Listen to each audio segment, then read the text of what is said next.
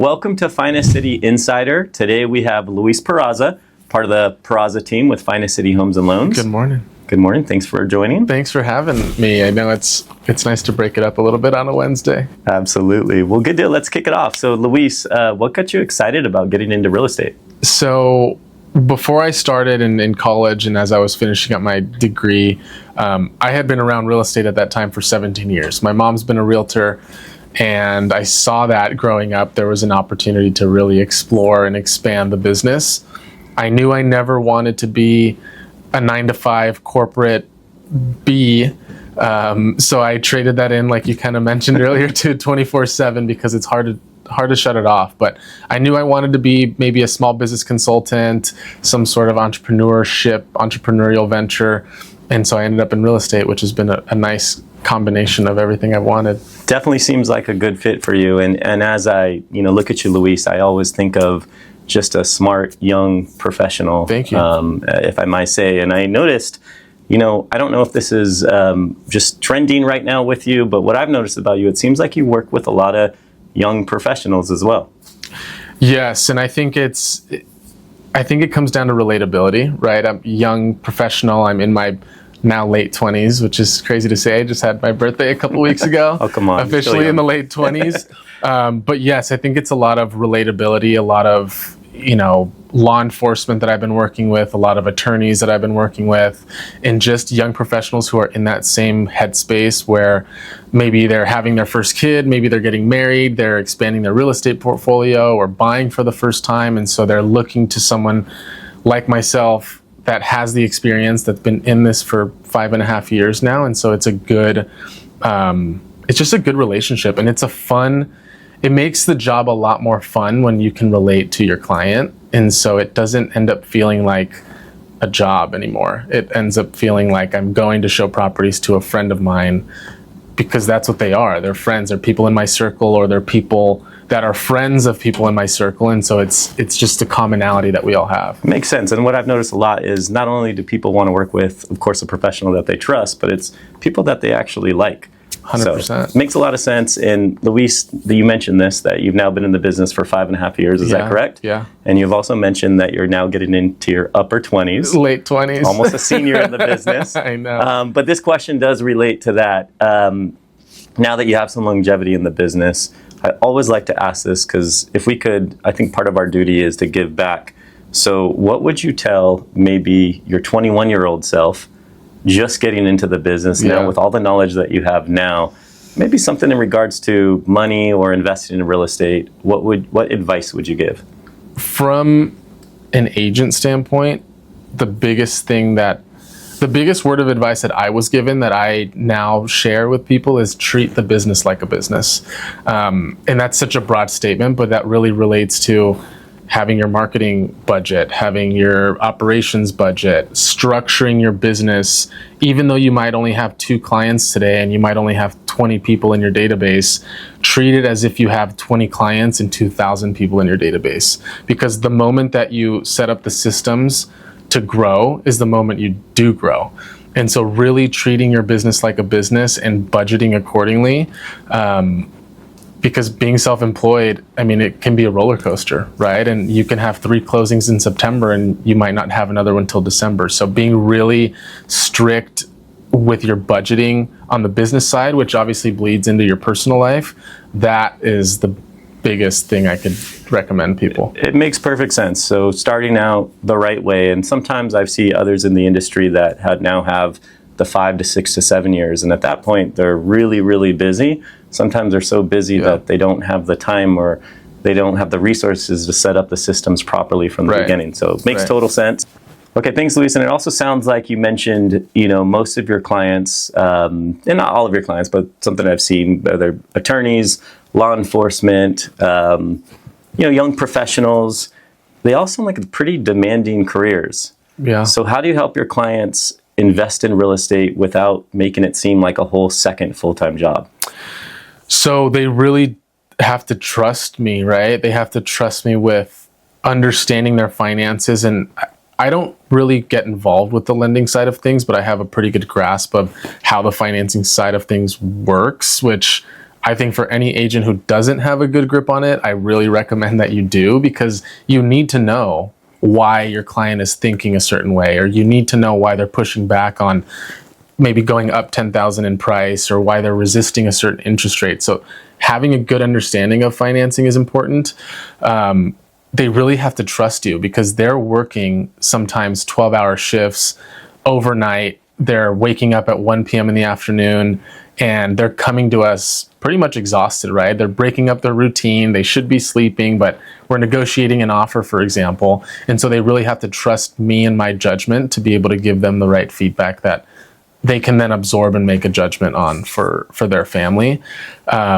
It's also absolutely. It sounds like some of these clients start with you as the real estate agent as the main connection, and of course there's a lender involved. But it does help at times, almost having one point of contact. So definitely makes sense. And with that being said, like especially working with these clients and some of these young professionals, sometimes they're just starting out in their investing career in real estate. What do you think's maybe one of the strongest or the largest misconception that some of these young professionals have before buying? I think the misconception is that because they have a fixed income, they can't afford to buy in San Diego, which I would love a fixed income to a certain extent, right?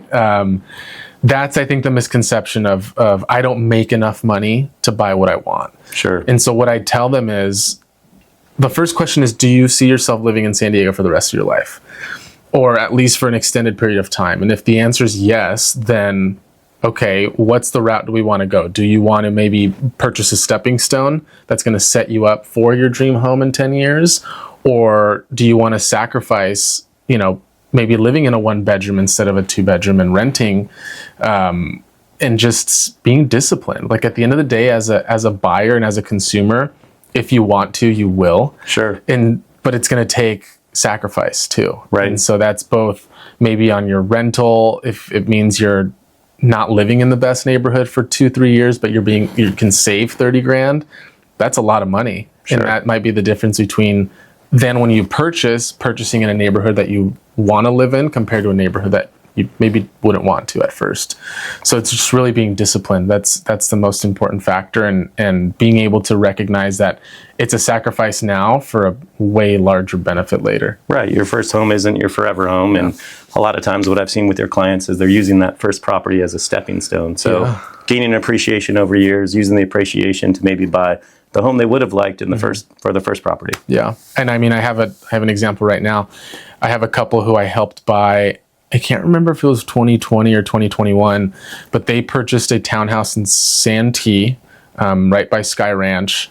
They have about $200,000 in equity now that they're going to be rolling into their single family home where they really want to live close to family. They now have a young daughter, and again, it's a sacrifice. Like that wasn't their first choice at the time, but they understood and they had the forward thinking that it's going to help them get to where they want to go faster. Couple $100,000 in 2, 3, 4 years. Where else can you do that? Yeah, you can't save that you can't save it as easily as a W-2 employee. Yeah. It's just the reality. One of the strongest statements I've heard that kind of fits in that realm is you can't save your way to wealth. Yeah. Investing your way to wealth is going to be a lot quicker and a lot more attainable for a lot of us. And what a better system for banks to be able to lend, upwards to 90-something% of your asset, from like a high leverage loan. So. Yeah, exactly. And Luis, a lot of young professionals that I can think of in general, they're juggling a lot of things in life. Maybe just getting married, just starting out their career, other life events cost money to live. So what is your approach and recommendations of how they get started in real estate with these other expenses? Right. So, I mean, the first thing is you got to look at where you're at today when it comes to financing, right? You got to talk to a lender, talk to a professional, and really that first appointment with either myself or the lender or both of us, it turns into a financial planning session, right? It's a holistic approach of, sure, you're making, let's say, $100,000 a year. Your goal is to buy property. Let's also talk about Are you adding to your retirement account? Are you adding to a 401k? Are you investing in the stock market in other ways? Like, talk to us about the whole picture when it comes to budgeting, because then that's where we can make adjustments on, okay, maybe instead of putting $5,000 a month in your 401k, maybe it means you're saving it for your down payment on a purchase. So it's looking at the bigger picture and having that full game plan, so that when it's time for you to make that decision that you're ready to buy, you've already done the hard work, so that when that moment comes, we can go home shopping tomorrow. Makes sense. And even in those settings, it's almost the more you get to know them, the more you get to know the background, the better you can help them. Exactly. And maybe them thinking a little bit more long-term too.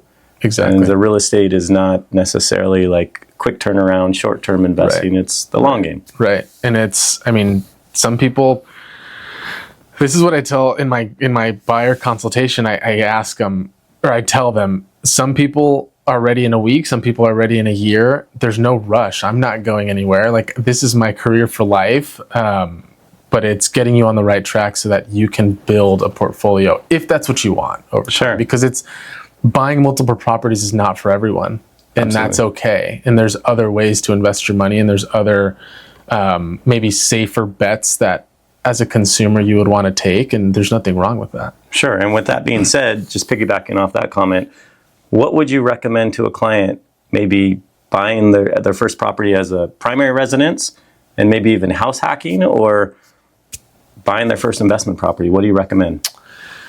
It just depends. It really, and I know that's such a cliche response. I feel like a politician responding that way. Different for everyone. But it really just depends. For example, a single male is going to have a different route to purchasing than a young couple who just got married and maybe is expecting their first kid, right? Makes sense. As a young couple with your first kid, you might not be buying in a certain neighborhood from an investment standpoint. You're probably going to be buying in a neighborhood that's going to be safe for your family, that you can be there for 4 to 5 years. Sure. Whereas if you're a single guy, you might be a little more inclined to take the riskier investment in a maybe not so good neighborhood, knowing that you don't have the pressure to maybe provide safety to a family. So it's completely different, and it just depends on your situation. Right. That makes sense. And, it's always working with case-by-case basis, knowing your clients very well. And the other thing that I could think of is working within comfort zones too. Yeah. So sometimes we have some of these young professionals that are making great income, and they're scared to maybe overcommit. Right. They don't want to overextend. So what's your approach on maybe a young investor getting into the business and is a bit frightened to maybe overextending themselves financially? Right. It's, at the end of the day, they know their numbers best, right? They know their risk tolerance better than I do. Sure. But my job is also to coach them through that, right? Because sometimes that first conversation, they might feel like, you know what, I don't want to have my housing allowance be more than 20%. But as I talk and I kind of take them through that discernment process, then they realize, and it can go both ways. Sometimes they realize, actually, no, I'm willing to maybe pay 30%. Right. My housing allowance, or you know what, I'm actually only willing to do 15%. But my job is to take them and question them through that process so that they can make the most educated decision possible. Because as a consumer, you're not buying and selling every day. This is not your forte. So my job doing this 40, 50, 60 times a year is to take you through that buying cycle so that you can really feel confident in whatever decision you're making. I'm glad you mentioned that, because as you were describing this, I always think about it, something that we do every day. We eat, sleep, and drink real estate. Yeah. And for a client that isn't really around real estate, it could be overwhelming. Yeah. And one of the best things that I've noticed about you, Luis, and why it's probably so organic and so easy to advise your clients, is that you're actually doing this yourself. Yeah. You're a young professional, and now what I know of you personally is that you own multiple properties. Yeah. And at some point, you had to start for a first time, I did. You had a stepping stone. Yeah. Can you tell us a little bit about that? Yeah, so I purchased my first home, I think it was April of either 2021 or 2022, I can't remember. But the point being that it was a stepping stone. It's a little 2-bedroom, 1-bath home in National City, 1,200 square feet. And do you live in that home? I don't, not anymore. I purchased that, then knowing that it was going to be a stepping stone. I had a very particular buy box at that time. I wanted something that had land that I could build on eventually. And so the plan now is to build an ADU in the back. Now someone's renting it and is covering the mortgage. So that's, again, a sacrifice that I made. But at the time I was single. Like Sure. it was, things are different now. And that's when, going back to my point of everyone has a different scenario. And so that home is in National City. Did you have a large down payment on that property? I came in with 5%. Wow. 5% of $650,000. And what would you say that property is worth now? Which was scary back then. I'm sure it was. It's probably worth close to 800. So a couple $100,000 $775, equity. 800. Yeah. And at this point, you put down 5%, and now your rental income that you're bringing in that property Correct. is covering the mortgage. Yeah. Yeah. So it's amazing. It's paying itself. And it sounds like nice. you're growing with that investment as well, and you're adding on to the property. Right. So right now I have permits not officially approved. I just have to make one more payment. But the reason why I haven't is because I'm not ready to build it yet. Sure. Because the moment I make that payment, the clock starts for me to start construction. So I'm not quite there yet. But the plan is to basically turn that single family residence into 3 units. So it'll be a 2-bedroom, 1-bath, a 1-bedroom, 1-bath, and then a fully detached 3-bedroom, 2-bath ADU in the back. So Yeah. it'll be 3 units eventually. And it sounds like you purchased this in 2021, so 4 years ago. Yeah. And I love just, that you took the time to explain that for us, because you purchased with different phases. It sounds like the first phase, you were able to put a minimal down. It kind of checked the box of you buying your first investment property. Right. You lived in it. Now it's how do you maximize your asset? Exactly. Now you're turning a single family residence into a 3-unit property. Right. And again, that's why I've been so impressed. I've watched you grow in the industry, starting out as a young professional, and it's great that you're giving back to your clients and you're sharing your, wisdom or your expertise based off your own experience. And it's, at the end of the day, it's time. Like, you also have to be patient as a buyer, as a homeowner.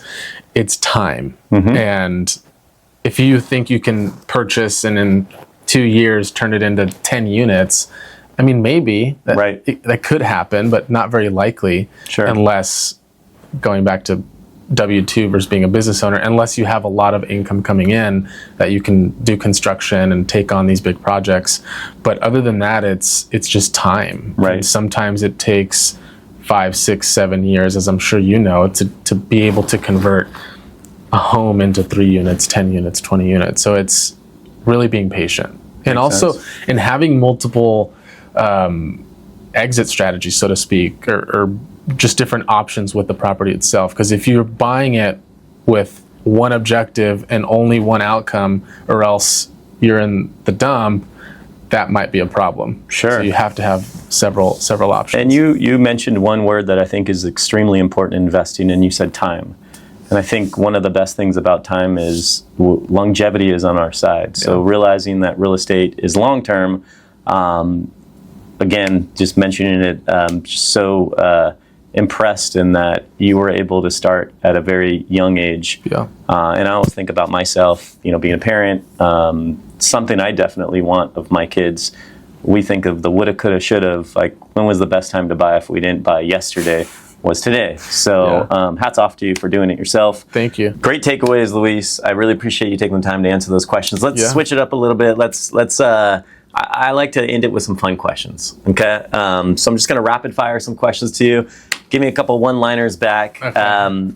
It's almost like a what would you rather, the dream property or the first investment. So beautiful high-rise downtown or duplex in a hot rental area. I'm going to go duplex. Yeah.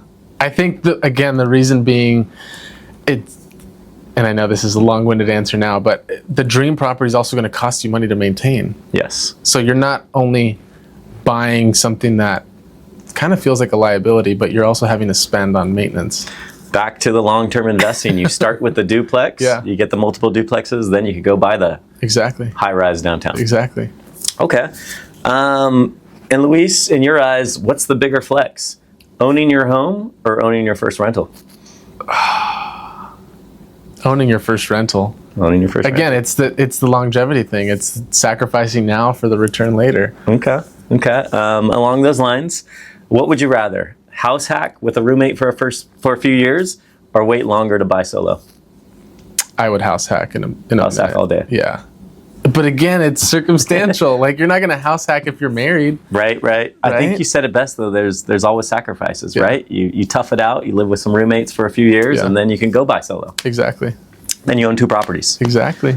Cool. Well, I always like to wrap up these segments with showing my moment of appreciation, Luis. I really am Thanks. honored to have you part of the Finest City Homes Thank and you. Loans team. But question for you, with all the brokerages out there, why Finest City? This, right? Showing up on a Wednesday with your broker and being able to have like a real conversation and it not feel like it's broker agent, Yes. or not feel like it's awkward that we haven't talked in, I don't know, 30, 60, 90 days. Sometimes it feels like with other brokerages and agents. So it's the relationship that is real. I love it. Makes sense to me. Yeah. Well, cool. Well, thanks for joining us, Luis. Thank you. We'll see you in the next segment.